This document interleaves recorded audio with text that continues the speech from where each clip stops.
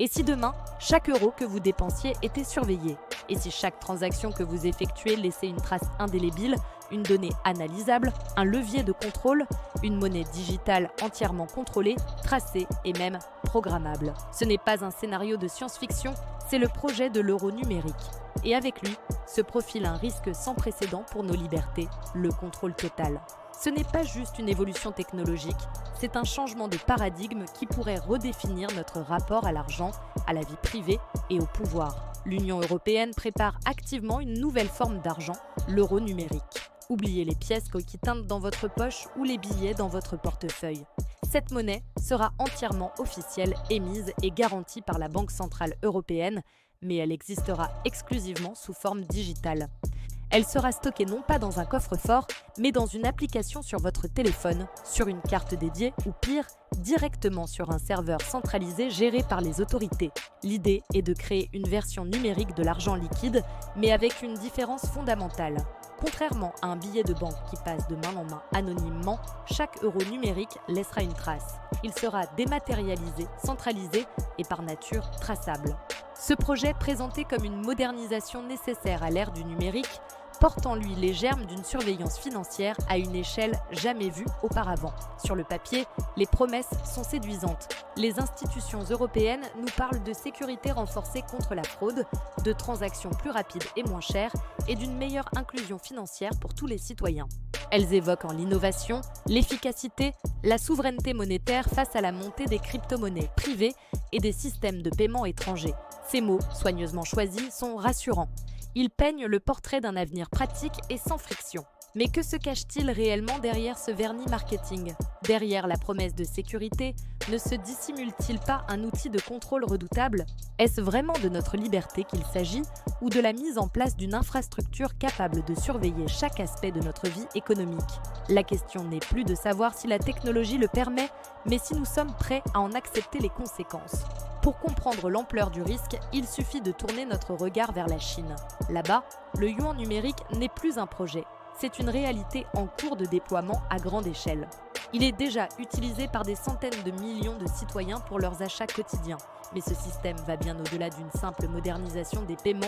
Chaque transaction peut être suivie en temps réel par les autorités, chaque dépense analysée, chaque flux financier scruté. Et ce n'est que la partie visible de l'iceberg. Combiné au système de crédit social, le yuan numérique devient une arme de contrôle comportemental massive. Un citoyen qui exprime une opinion dissidente, qui achète les mauvais livres ou qui ne respecte pas les règles à la lettre, peut voir ses paiements bloqués, ses capacités d'achat limitées ou son accès à certains services restreints. C'est une surveillance totale de la population où l'argent devient un instrument de discipline sociale. En Europe, les dirigeants se hâtent de nous rassurer. Non, ce ne sera pas comme en Chine. On nous jure que la protection de la vie privée sera au cœur du projet, que l'anonymat sera préservé pour les petites transactions. Mais les promesses politiques sont volatiles, tandis que la technologie, elle, est durable. L'infrastructure de l'euro numérique, une fois mise en place, permettra techniquement ce que la Chine fait déjà. Imaginez un euro programmable, une monnaie qui pourrait avoir une date d'expiration pour forcer la consommation, une monnaie qui pourrait être bloquée pour certains types d'achats jugés non essentiels ou nuisibles, selon des critères définis par une autorité centrale. Imaginez que l'on puisse limiter vos dépenses en carburant pour des raisons écologiques ou suivre vos habitudes pour évaluer votre profil de risque. Argent traçable, argent programmable, argent contrôlable. La porte ouverte à un contrôle social et économique sans précédent est là et il suffirait d'une crise, d'une urgence sanitaire ou sécuritaire pour que les garanties d'aujourd'hui deviennent les exceptions de demain. Les conséquences pour le citoyen ordinaire pourraient être profondes et insidieuses. Votre passage à la caisse du supermarché, le plein d'essence, le paiement de vos factures, l'achat d'un café. Chaque acte de votre vie quotidienne deviendrait une donnée enregistrée, stockée, analysée. Vos choix de consommation, vos déplacements, vos fréquentations, tout cela pourrait être compilé pour dresser un profil détaillé de qui vous êtes, et cette connaissance est une forme de pouvoir, une arme qui pourrait être utilisée pour vous influencer, vous pénaliser, vous orienter, souvent sans même que vous vous en rendiez compte. Les compagnies d'assurance pourraient ajuster vos primes en fonction de vos habitudes de vie Les banques pourraient même vous refuser un prêt sur la base de vos dépenses et les gouvernements pourraient cibler des individus avec une précision chirurgicale. Tes choix deviennent des données. Ces données deviennent un outil de contrôle. Ta vie privée s'évapore. Ne croyez pas que tout ceci relève d'un futur lointain. Les premiers signes d'alerte sont déjà là pour qui veut bien les voir. Les tests pilotes de l'euro numérique ont déjà commencé dans plusieurs pays européens en collaboration avec des banques et des entreprises technologiques. Des prototypes indispensables sont développés, des consultations publiques syndiques sont menées, souvent dans une discrétion qui contraste avec l'énormité de l'enjeu.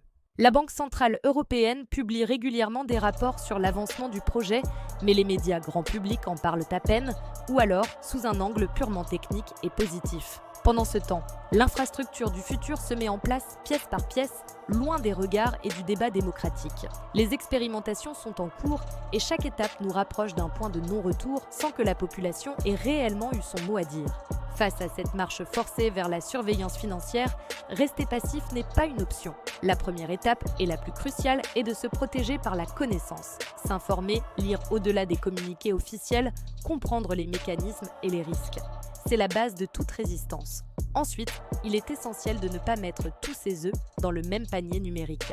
Diversifier ses actifs devient une nécessité stratégique. Cela signifie préserver l'utilisation de l'argent liquide, ce dernier rempart de l'anonymat et de la liberté transactionnelle. Soutenir les commerces qu'il accepte, l'utiliser au quotidien, c'est un acte citoyen.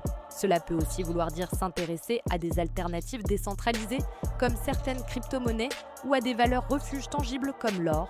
La liberté financière ne nous sera pas donnée, elle devra être défendue. Et cette défense commence par la conscience et l'action individuelle. La connaissance est une forme de résistance. En définitive, il faut le comprendre clairement. Le projet de l'euro numérique est bien plus qu'une simple innovation financière ou technologique. C'est une décision politique fondamentale qui déterminera la nature de la relation entre l'État et le citoyen pour les décennies à venir. Ce qui est en jeu, ce n'est pas seulement notre façon de payer. C'est notre droit à la vie privée, notre autonomie de décision et au final, notre liberté. Accepterons-nous un monde où chaque dépense est une confession, où chaque transaction est une laisse? La commodité d'un clic ne doit jamais nous faire oublier ce que nous risquons de perdre. Ta liberté vaut plus qu'un clic. Reste informé, reste vigilant. Abonne-toi pour continuer à comprendre les enjeux du monde qui vient. Parce que ce qu'on ne te dit pas pourrait bientôt te contrôler.